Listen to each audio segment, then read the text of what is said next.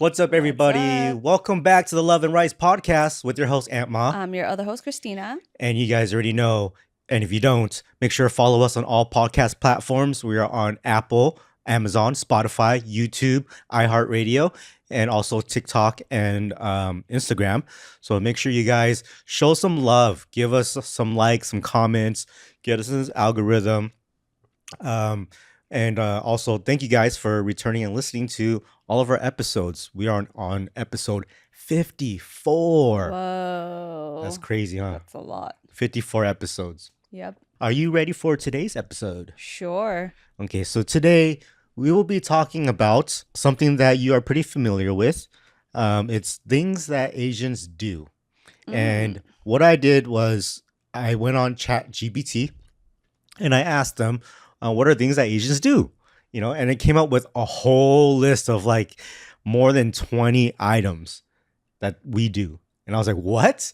So that's what we're going to talk about today, about all the things that ChatGPT says. Do you ever even use ChatGPT? No, I was going to ask you, like, I hear about it all the time, and then people are always like telling me about it, and I'm like, what is it? And I tried looking into it before, and I'm like, I don't really understand how to do...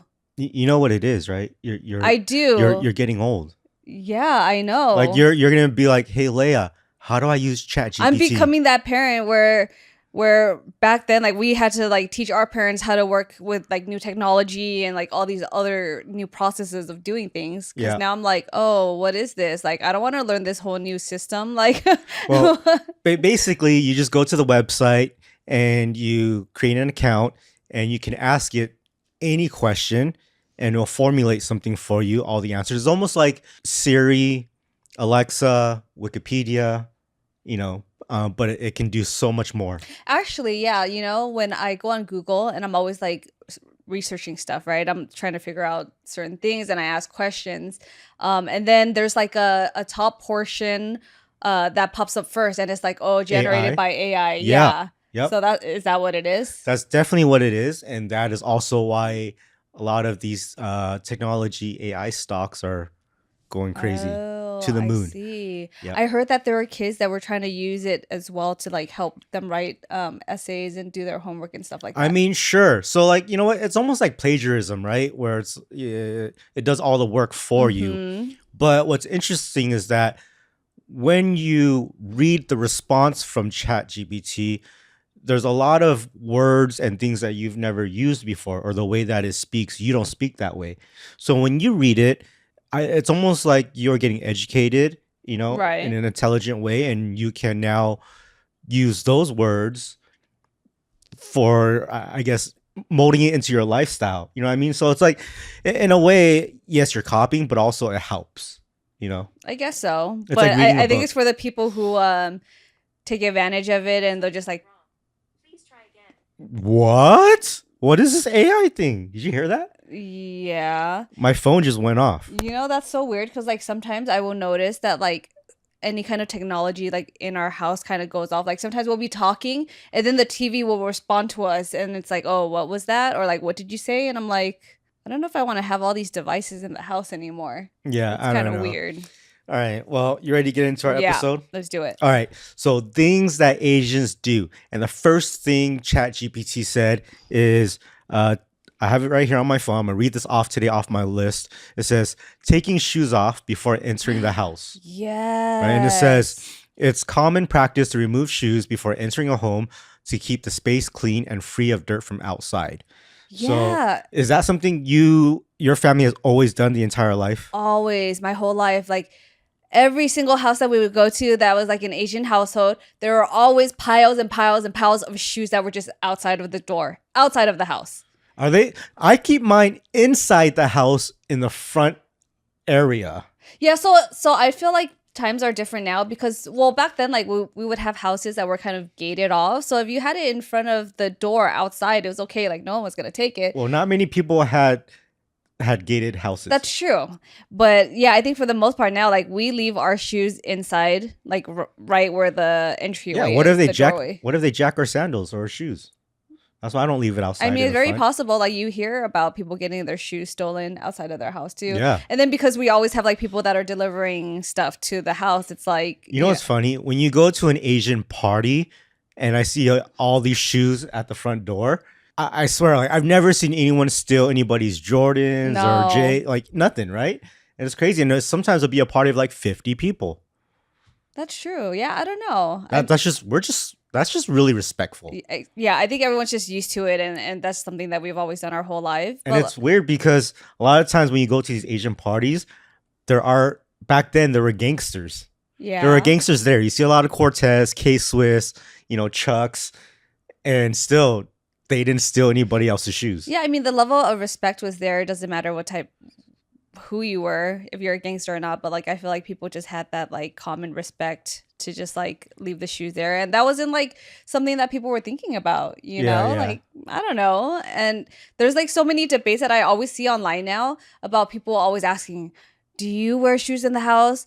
Like, because a lot of people they wear shoes in the house, and then they'll even wear it when they're going into their bedrooms or when Yeah, they're sitting on their bed and in stuff like that on the too. carpet. Yeah, and that's crazy because How do you get the dirt off the carpet, right? but there's more than just dirt on the bottom of your shoes. Like if you're going to the public restrooms, you're stepping on like Oh, dude. Like nasty stuff. you don't even know. So like when you go to a men's restroom and we have our urinals, every single time there's pee spots on the floor in front of the urinal. And the puddle gets bigger and bigger as the day goes by because people have to step further and further away from the urinal so they don't step on it. And then all of a sudden we're like shooting from far away. You know what I mean? So it's like there are people, and sometimes like my son, when we take him to the bathroom, we have to step over it because he can't be too far from it. You know what I mean?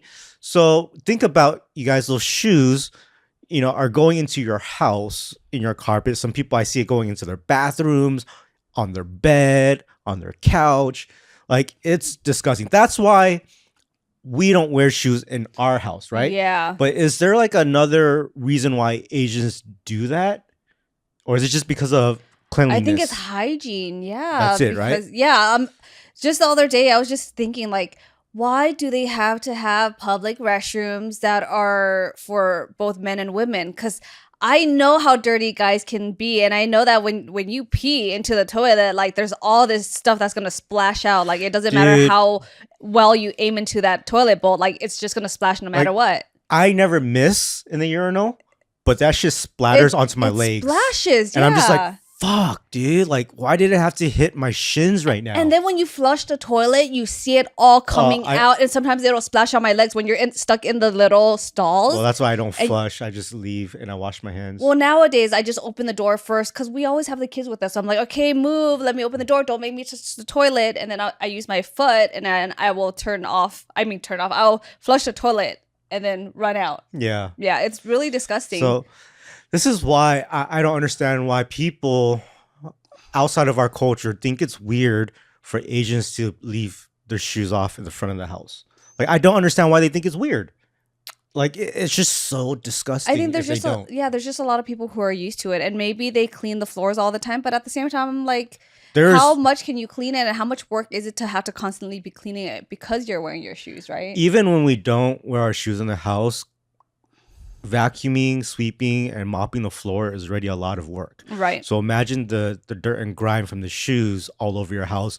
Like there is no machine and no manpower enough to clean it completely. Yeah. And then you think about all the things that happens like outside, you're walking on this public ground and people are like sneezing, spitting, blowing their nose all over the floors. And we've seen all of that. So it's kind of like, I'd rather not bring that stuff back into the house.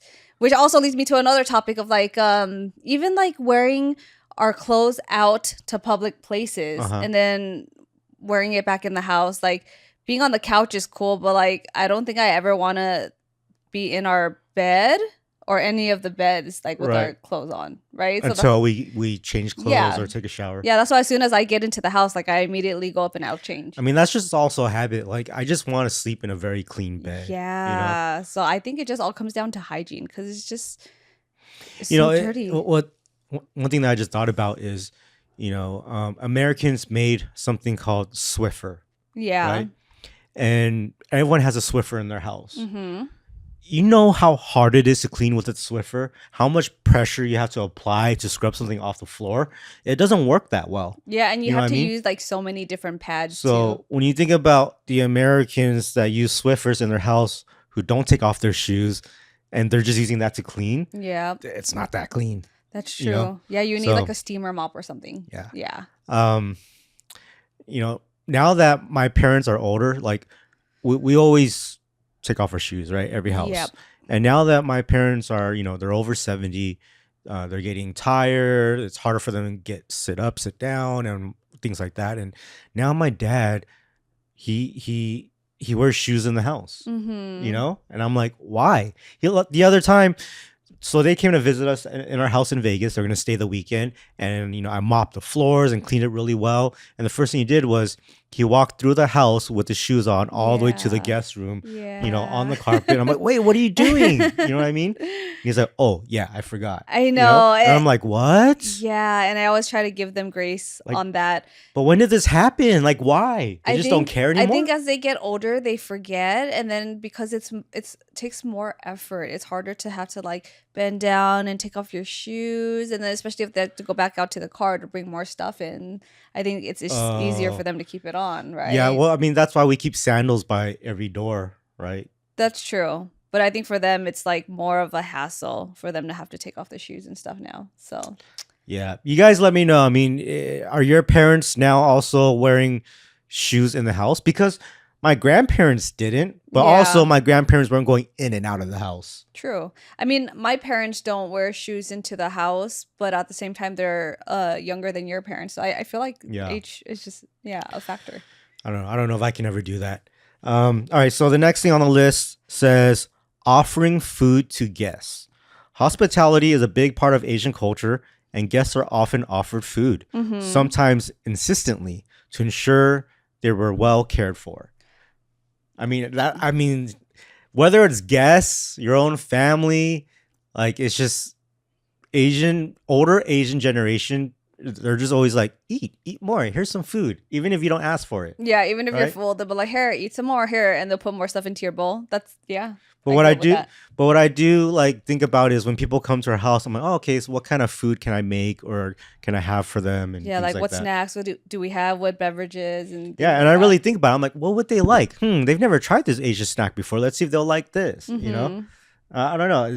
That's the part of the Asian love language for everybody is the giving. Yeah, I think it's like entertaining them and making sure that they're doing okay, like in the house, right? It's always like making sure that they're provided with something to make sure that they're not hungry or make sure they're not thirsty or But when they say, "Oh, I'm good. I don't want anything to drink or I don't want anything to eat," I mean, we still do something. I don't know. I feel like our parents just always did that with us no matter what. Or like even when we would go to family members' houses, like you'll be sitting there and then they don't even really ask. They'll just bring out like a whole tray of something and then Right. they're like, "Oh, here, have some." And, And and here's the weirdest part is that like they'll put the whole tray of food on the table and they're like, "Oh, it's okay if you don't want it, just leave it there," right?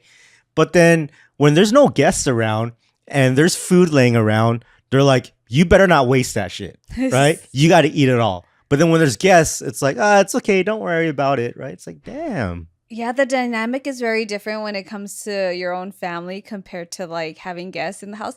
I recently saw something online where they're kind of talking about the way that people treat guests compared to like say their kids, for example. So say like you have a guest come over and then they accidentally break something, Yeah. and then you're like, oh, it's okay, don't worry, you don't have to take care of it, I'll clean it up, I'll do everything for you, right? But then it's like when your kid breaks something, you're like, oh my gosh, why did you break it, why are you not more careful, and da, da, da. Yeah. So it's kind of like you're just always a lot more accepting and nicer to your guests, Well, because if that makes sense. I understand with the guests, they're never really at your house, so they're never trying to do anything bad. It's always going to be an accident, True, but then right? with kids too, they're not always trying to do something bad and But it's they an know accident. better. They know that this thing is there. They know to walk around it. They know not. They should know better. Yeah. Well, I guess the point I was just trying to make is that like we tend to just be more observant of our guests and trying to make sure that they're just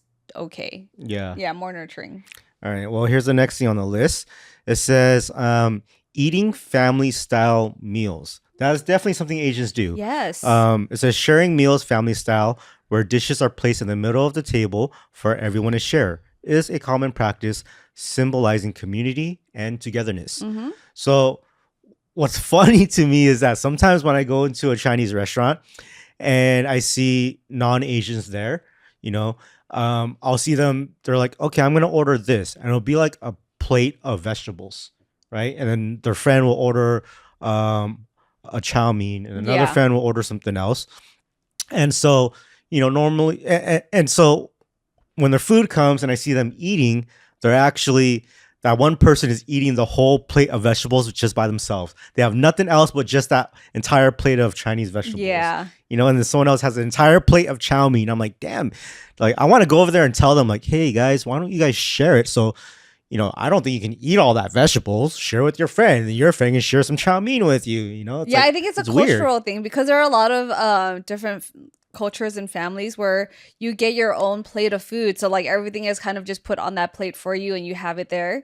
But then with like the Chinese or Asian culture, we have it family style. Everything is on a table where you can spin it, right? And then everyone gets a turn of getting food from Right. there. But I think like if you're a guest and you're not Asian or you're not accustomed to this kind of tradition, you kind of are just nervous and you're so shy. You don't want to ask for food. You're just gonna eat what you have and be done, You and know what? that's it. I think it's also maybe the price, right? Like a plate of vegetables is like $17. Yeah. Sometimes $20. So to them, like, damn, that's a lot of money. I'm gonna eat it all, right? So if Maybe. they share, they're like, oh, I'm sharing this, and that's a lot of money that I'm giving away. And I understand that when you're young, right? But I think also this is why in the Asian culture, it's normal to us. Yeah. And so when we're sharing that expensive plate of food, I think that translates to everything they do, where they always give give stuff away. They always share. Mm-hmm. They're okay with giving money to other people. It's just because I don't know. They don't think of like, wow, that's an $18 dish. We shouldn't share it. Yeah. Like I don't know. Yeah, I think it's always been about sharing like within the culture and also like showing acceptance in a sense where it's like we may not know you that well or be as familiar with you, but like this is us showing you like that you're welcome. I mean, that's why I'm trying to say, like, when you as you grow older and your parents are like, here, let me help you pay for school, let Yeah. me help buy you a car, let me help you with a business or a house or whatever it is, right? And so I think that all starts from every day sharing the money, that the cost of the food, Mm-hmm. because it's already, I don't know, it's just ingrained from every daily thing that we do. Yes. I think for us it was more of like trying to show a sense of unity and kind of showing like that sense of closeness within the family and stuff because it's kind of like if you really think about it it's a very intimate setting, right? To be sitting in a circle with other family members sharing the same food and like trusting each other with like your germs and everything else, you Yeah. know. Nowadays I think after COVID I think our families will put like extra utensils now I because mean, usually you would just grab from in my family we would just grab with our own utensils, but nowadays like I think people are more germophobic, so then there's like extra utensils to grab stuff from each dish now. in my family, there would always be utensils, whether Okay. there's serving spoons in each Yeah. dish or extra chopsticks by each dish. We would have that. Yeah, I mean, I think it depends on the dish because then if there were things that require chopsticks, like say leafy vegetables, for example, like we would Hmm. just get our chopsticks and then grab it. And then sometimes I would catch myself too because when I'm eating with your family, I'm like, oh nope, gotta put my chopsticks down and then grab the universal one. Yeah. Here's something that I thought of that Chat GPT didn't put on the list, What? and it was because we're talking about food, and it's always fighting over the bill. Oh Like, why do yeah, we fight over the bill? Why is it so much respect to pay for someone else's food? I think because we don't like owing people anything. Maybe, right? So it's But like, you're not. You're splitting. You know what I mean? Or you're paying for your own stuff. yeah, I don't know. I I don't know. It's always been like that. I think it really comes down to a deep rooted part where it's more about being grateful for the person that you're with, and so Mm, you want to show that level of respect, and you're right. gonna pay for their food because you're just happy to be with them. Yeah, that's true. I don't know. To me, I feel like So it's like for you, I'll work a little bit extra harder at work today to pay for everyone's food. You know? yeah. Well, I guess it really just comes down to like people not wanting to feel like they owe other people things now. Right? Because even with my parents now, because they're retired, they're not working anymore. So then they usually like to just stay home and cook meals and, not have to worry about going out to eat with other people. Because they feel like, oh, well, we don't have the means to go out and eat every time. But when we go out to eat with other people, they know our situation. So they want to pay for our food. But like, we don't want that. We don't want to feel like we owe them anything. Like, it makes them feel bad, you know? I feel like no matter what situation people are in, other Asians are just gonna pay for other Asians' food. True. True. You know what I mean? Like they could be the richest people in the world, and the other person will still be like, "I'll pay for your food." Yeah. You know what I Yeah. mean? But I guess with my parents, since they're not able to do that as freely as they would like, it's more of like, we'd rather just not put ourselves in that situation. Right. So, All right. Well, let's see what else is on this list that I have here. It says drinking tea. Tea is a staple in many Asian cultures, with countries like China, Japan, and India having rich tea drinking traditions and ceremonies. I mean, even if it wasn't ceremonies, I feel like I almost drink tea on a daily, you know? Like I'll have a tub of tea in the fridge. I have little tea boxes in our food pantry. And then I also make tea. yeah, And then we we also have have a a lot tea of tea. shop. We have, oh, that's right. You know what I Yep. mean? Like Yep. that's just so Asian. I know. So the custom is always like with every meal there would always be tea. And then after What? you would eat, I guess, would it be after you eat your food? Because like the food that you're eating is so oily, right? So then the whole point of having that tea with your meal is to kind of like wash down the oil. I mean, I just like tea, you know. We went to And it was this hot tea. we went to Always this hot tea. store Yeah. in Monterey Park the other week, and they have all these herbs and teas and stuff. I think it's called like Wing Hop Fung, right? Yeah. Some shit like that. Yep. And they had jars of teas that you could buy per pound. And what was the most expensive one that we saw per pound? I don't Was it remember. like $200 for Maybe. some tea? You know, we're just talking about like dehydrated tea leaves that you would brew at home. Yeah, I don't And like remember what there was. I know we were looking at the it was matcha crazy. and there were other kinds, but yeah, it was like really expensive for what it was. I was really surprised. We should have just got like $10 worth to see what it tasted like. It'd be like this much. Yeah, probably. Yeah. Yeah. So we would brew it into like shots. Yeah, I don't know about that. But going back to drinking tea right at the restaurants, I love tea. I think it was just more of like cleaning the inside of your body. And then it's always hot tea because you Asian people don't like drinking cold stuff when you're eating, especially because like when you're eating food, you want the hot liquids to like It just helps with your to help with digestive system. exactly because when you're drinking cold stuff, it's gonna solidify the fat that's in there and kind of get Right. stuck. And that was always like the thing. Well, when you with think Asians. about when you are cooking with oil at home, and when you put the oil in your sink or fat in the sink, you'll see that it instantly starts clumping up. Yeah, You know, and so you would think that's that why would happen. that's what Yeah, would happen in your system, right? But exactly. it shouldn't because you're always at 90 some degrees in True. your system. So, Yeah. And then when we drink tea, there's always this thing where it's like a neat hay, right? And that kind of means like when you have too much heat or like hot air. hotness, yeah, hot air in your body. So then you drink certain teas that are cooling to try to like balance the chi in your body. Or it's like if you're too cold. What is it called when you're like too cold? Is there a word for that? Learn. Thai learn. Oh, okay. Yeah, like your body's too cool on the inside, so you have to drink like something hot and warming like to balance it out. So let me explain this eat hay thing. No one besides I think the Chinese culture understands what eat hay is, the hot air. And basically when you have too much fried food, crispy food, chips, barbecue, that's all eat hay. Yeah. And then you'll see that the eat hay, it's hot air internally will make stuff come outside, which is Like cold sores. you can have Right. cold sores, canker sores. Canker sores. You'll have pimples, right? You'll get rashes. Yeah. You'll get like maybe bumps on your tongue.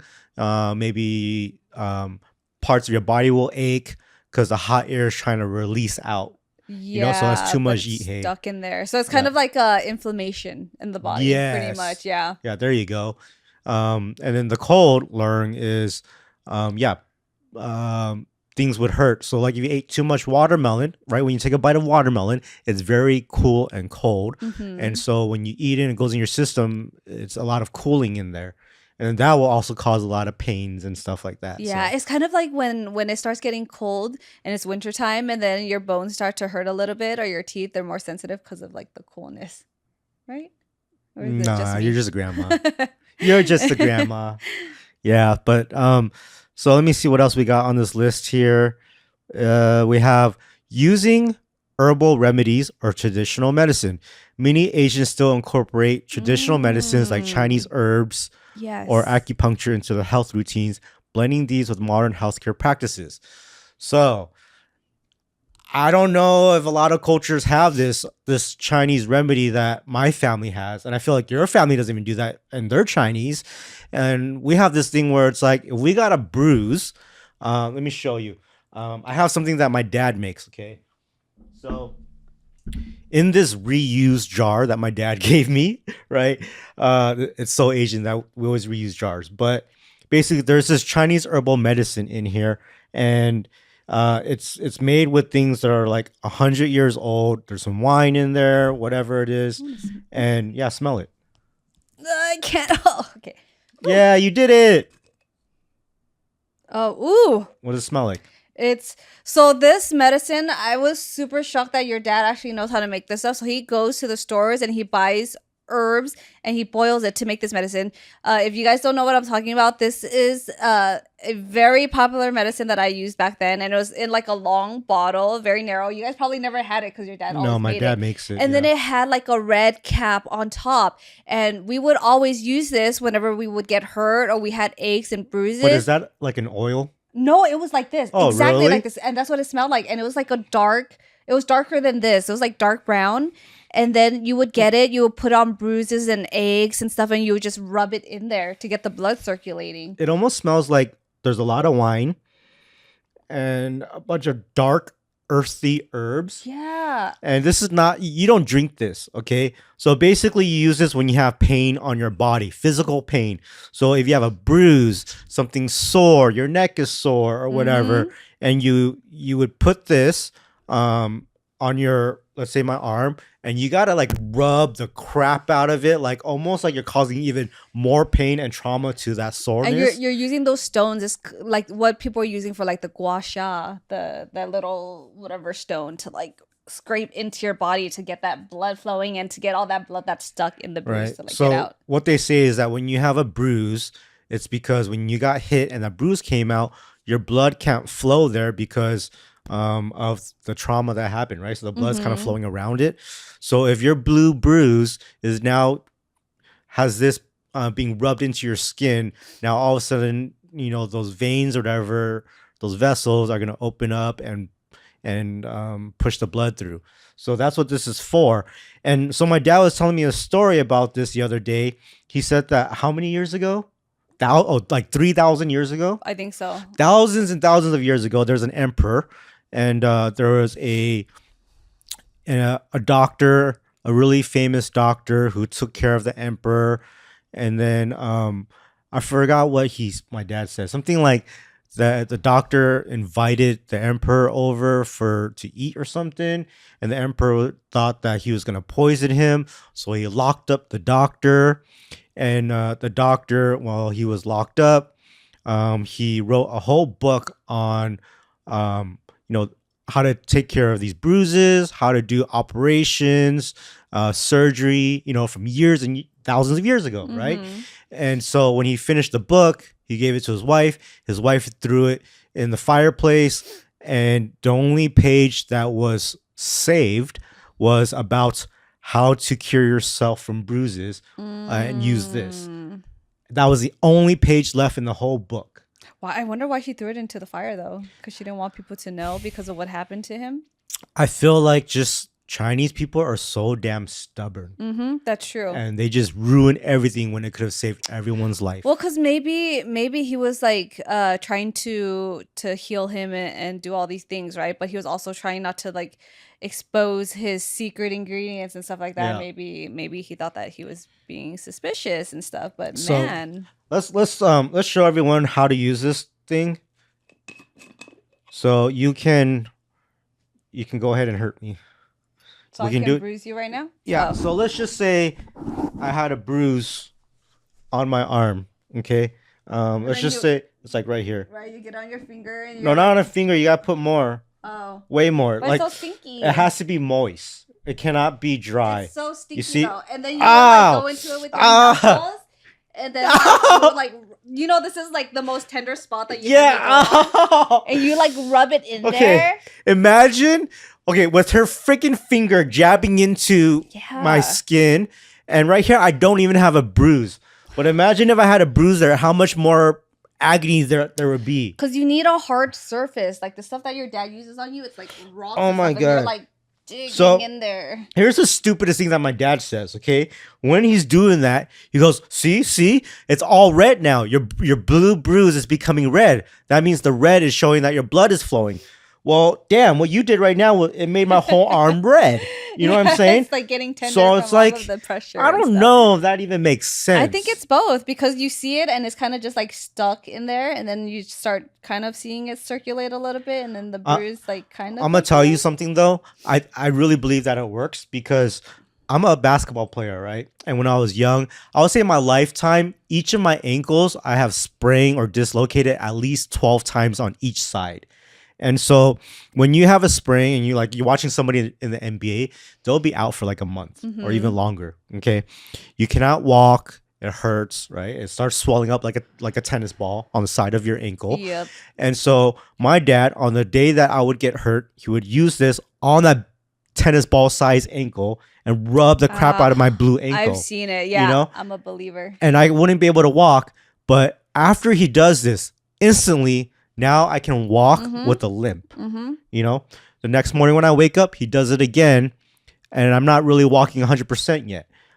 But by the second day, I am now walking normal.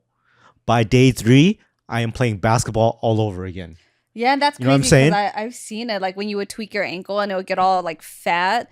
And then he'll just keep doing it, and it's such a painful process. Like it looks like it hurts a lot. We're talking about dad strength rubbing that Yeah. shit in, dude. And to use like a tool, but then to see you be more mobile, like as soon as he is done doing it, I'm like, Yeah. I'm so shocked. Like it's crazy. I remember one time, I went. It was right before I think it was prom, and I was playing basketball, and it was like the worst. I literally like popped my ankle. Oh, It was the worst I I've thought you were ever gonna been. see your shoulder. No, because sorry, it got it's itchy. rubbing right now. No, I was no. like, what? So I couldn't walk, and I'm like, oh shit, it's about to be prom. So my dad went to go take me to this old man's house, and he was a sifu. He was actually Like, it was a crazy Asian mafia guy, Oh. and it was the dad. Okay, and it was the dad of the number one mafia guy in the entire world, and the dad. He's like, I don't know, at the time he looked like he was 80 years old. oh my gosh. And I couldn't walk at all. I was limping, I was using crutches, and it was so bad. And all this old man did was he told me to sit down and give me his leg, give him my leg. And he started like doing this around the leg. He was like this. Pretend your shoulder was my leg. And he would do this, almost like Tai Chi. And he wouldn't even touch it. And he's just throwing all of his energy into It's like that my spiritual healing stuff without Right. even touching you. And after about, I don't know, like 15 minutes, I could walk instantly. And I was like, what the hell was that? It was crazy. I believe that stuff. Like I do believe it, but it's and I always want to try to find someone that can do that, but I just don't know, right? Because there can be so many fakes out there. You don't know who's like legit or not, but I believe in it. For You sure. only know, the only legit people are the ones who are word of mouth, where they're like, I know Yes. someone. Yes. But if it's someone that's advertising something, Mm-hmm. like they shouldn't have to. And you see that a lot on social media now. It's all these people who are doing like the Reiki healing and all of those spiritual things, and everyone's Yeah. doing it through social media. But it's like, does that actually work? All right. Here's another thing that ChatGPT said: practicing martial arts or meditation. Many Mm. Asians practice traditional martial arts or meditation techniques such as Tai Chi, yoga, or Qigong for physical health. Oh, that's what it's called, Qigong. Okay, Qigong. mental clarity and spiritual growth. Um, yeah, I think every Asian does martial arts or some sort of fitness. My parents didn't. They don't? No, they don't Why? meditate. They Well, your don't mom do, works out though. but not in that kind of working out with like the Tai Chi and all the spiritual stuff. It's more she's doing like Americanized But it workouts. says yoga on here. Oh, well, yoga is different though because when you're doing yoga, you're actually you're meditating, Yeah. but with all these other workouts that my mom's doing at the gym, like it's just lifting weights or cardio and stuff. I have an uncle. When he was 40 years old, he started doing Tai Chi. And I'm Mm. like, I used to laugh at people who did that because it looks so funny, And they would do it at the right? parks in If you like guys, groups. right. And if you guys don't know what Tai Chi is, it almost looks like the guy's doing Kung Fu, but in extreme slow motion. And Mm-hmm. they're distributing energy throughout their body so they can Balance their balance it out, chi. be helpful. I don't know. But basically, now my uncle, 20 years later, is so young, fit, healthy. Looks like he doesn't have any problems, no health conditions. And it's because he's been practicing that for so long. Mm-hmm. And Because it's it's like, kind of like a damn. spiritual healing too, in a way. So you're keeping yourself grounded and you're healthy on the inside, which will like exude from the outside. Yeah. So yeah. I don't know. So did everyone in your family do some at No, least martial arts? no. My brothers and sister, my siblings, they all did taekwondo. How come you didn't? I don't know. I think maybe I was doing something else at the time. Maybe I was doing like cheerleading at the time or something. And then my Mm. brothers just stopped doing taekwondo and then it was just my little sister. Oh. Yeah, I don't know. Um, I did kung fu for like 18 years of my life, and lion dance, and learn how to use weapons. Yeah, I don't know Like I anyone did except for crazy you that shit. does all of that stuff. That's Yeah, pretty intense. like traditional. Yeah. Like my sifu, my master, was from China in those little villages. Mm. Like stuff you see on like Ip Man. Yeah, I don't know anyone who does any of that. If y'all don't know what Ip Man is, I don't know if they still have it on Netflix. They I might, don't but know. that's one of the You guys best should Chinese watch movies you it. ever seen. It's called Yes. IP Ip and the Man Man. But awesome movie. Um, next is prioritizing family over individualism. Okay, many Asian cultures Oh. emphasize collectivism, where the needs and well-being of the family or community often come before individual desires. So it's all about not being selfish, but being selfless. Oh man, this is like a good and a bad thing, right? This is when it's like the Asian parents come into play and the tiger moms and dads where it's like you're not good enough or Mm-hmm. or you're making the whole family look bad type of thing. Right? Like that's Yeah. what I think when I hear this. Yeah, I think that's when it becomes toxic because it's more of like always because that always leads to worrying about the image of the Right. family, It's like, right? why don't you be a doctor? It'll make us look so good. Yeah, and then the constant like comparing of your cousins and relatives and other people with other families and friends and people you don't even know. And it's like, oh well, my friend's cousin's daughter's son is a doctor and blah blah blah blah. And you're like, okay, like what was the point of telling me that? Like, Do you think it means something else? And we're just talking about the PTSD of growing up in an Asian family? I mean, it could be a little bit of both. Like what's in a good way is it prioritizing family Well, it's over individuals? so you're not selfish and entitled, so that you aren't only just thinking about yourself and you're thinking about other people, right? So it's like if you have food and then it always comes down to like not being selfish about it and like sharing with other people, or if you come home with stuff, it's like I don't know, just sharing with your family. But I guess What about like having to move the whole family to a place where the education system is better, so the kids have better school? yeah, Is it and something that's like when that? and that's when it comes down to like doing stuff But for the isn't that just family. normal for everybody to do that? Yes and no, because I feel like there can be people who are entitled and selfish as well, where they're like, well, no, I'm not gonna move because it's better for the family. Like, I want to stay here. Like with kids or teenagers, I want to stay here because I want to be here with my friends. I don't want to move out. Like, I don't want to move to a different city and leave all my friends behind because you found a better job out there. Yeah, what are It's you stuff like gonna that. what would you say if your kids said that to you? I'd be like, fuck your friends. I mean, they don't have a choice. And I think that's why our parents try to teach us to value family over our individual needs. To a certain extent, you got to balance it out because the way that they did it was pretty toxic. But yeah, just like understanding that you got to think about other people and not just yourself. Yeah. True, true. Yeah. The toxic part is overcompensating and worrying about people too much instead of yourself and putting other people before you all the time. All right. Here's a word that I've never seen before and I don't know how to pronounce it. It says practicing filial piety. Let me go on Google Translate so it can What? say this. Okay, hold on. Let's see how am I supposed to pronounce this. Let's go English to English. I think this is why you went to ESL classes growing up. The fuck? You don't even know. It's this word right here. Piety. I don't know what that No, means. both of these Oh, words, bro. filial piety. I don't know what that means though. Yeah, yeah. We're gonna see how to pronounce it right here. Okay, so how do I do it? How does it? Oh, here we go. Hold Oh, on. Here we go. piety? Filial piety. Filial piety. Yeah. Filial piety. Yeah, I said Have piety. Have you guys ever heard of that word? So basically, this is what it says. It says practicing filial piety. It means honoring parents and taking care of family, especially elderly members, is deeply ingrained in Asian cultures, with children often expected to support their parents as they age. That's So what it's it like means. respecting your elders. That's why we've never used those terms because it was always respect your elders. That's what they would always tell No, us. but that's growing up. different. This isn't about respecting elders. This is about honoring. It's different.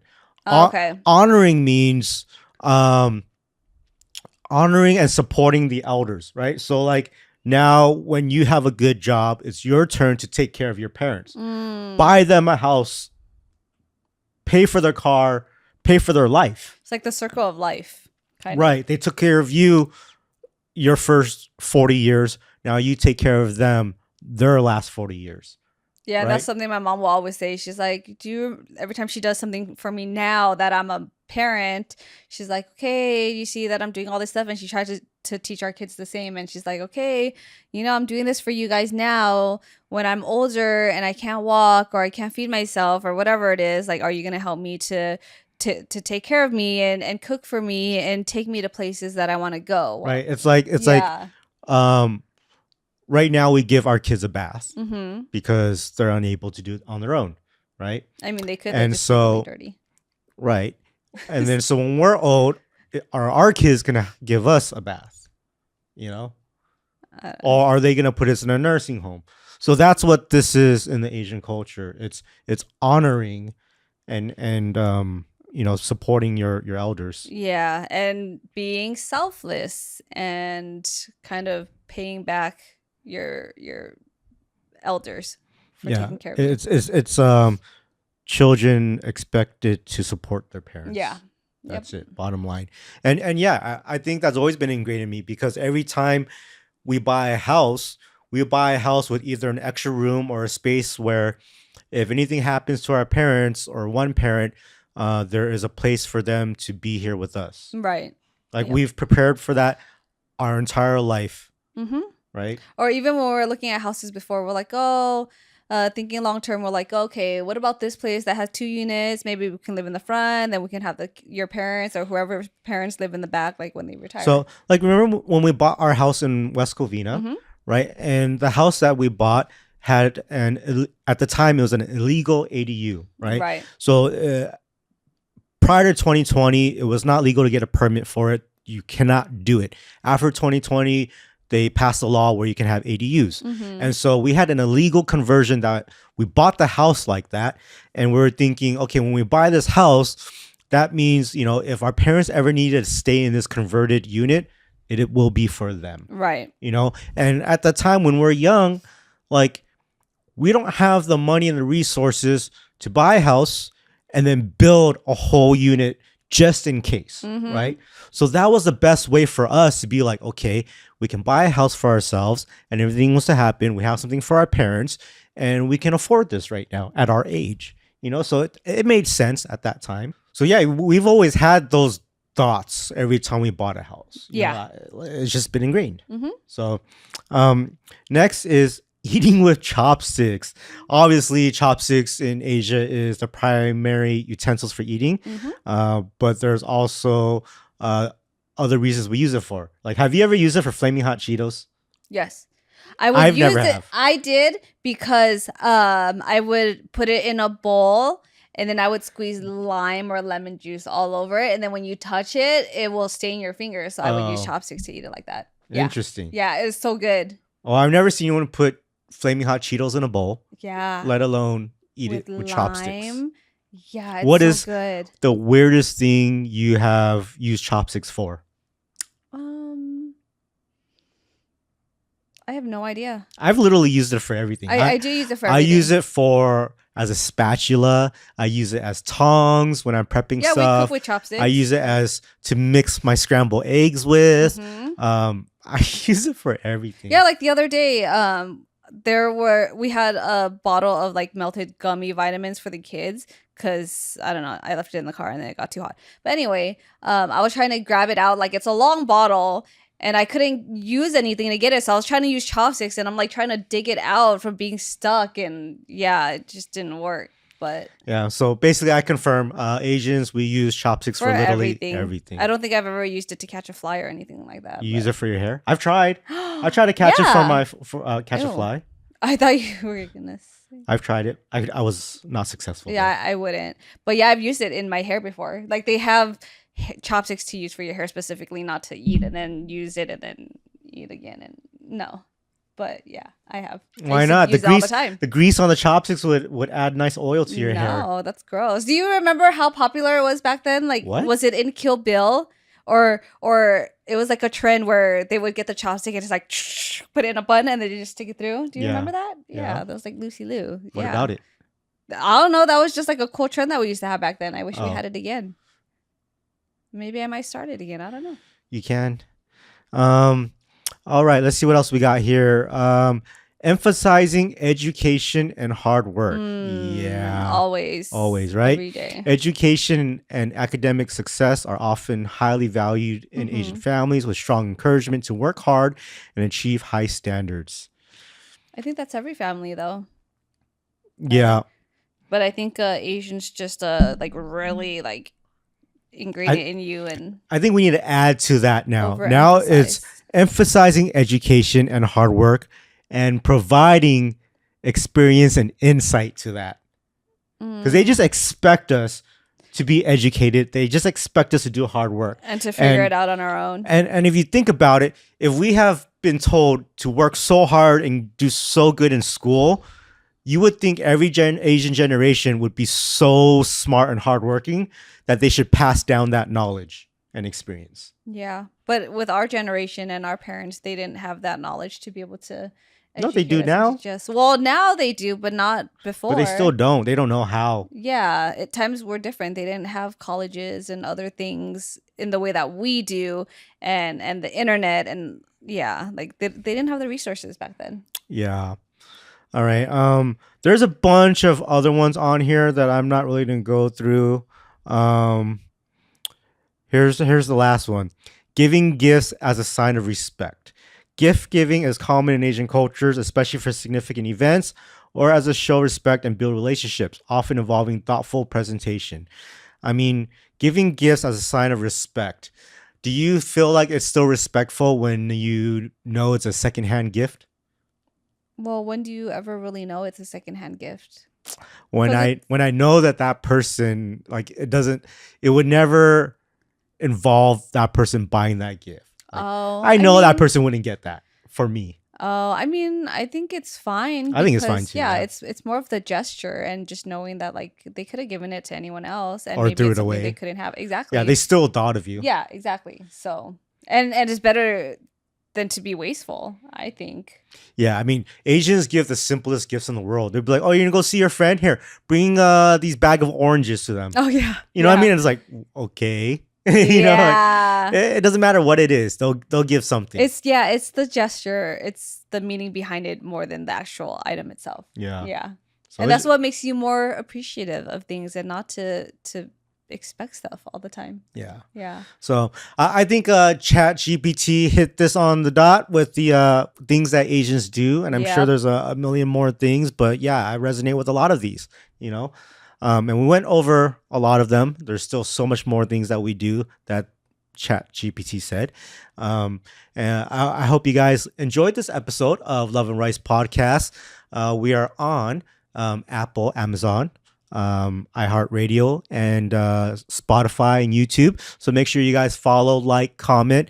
Also on TikTok and Instagram. Also comment on those, like it, share it, put in your stories, tell people to go watch or listen to our podcast. We appreciate that. And we'll see you guys next time on Love and Rice.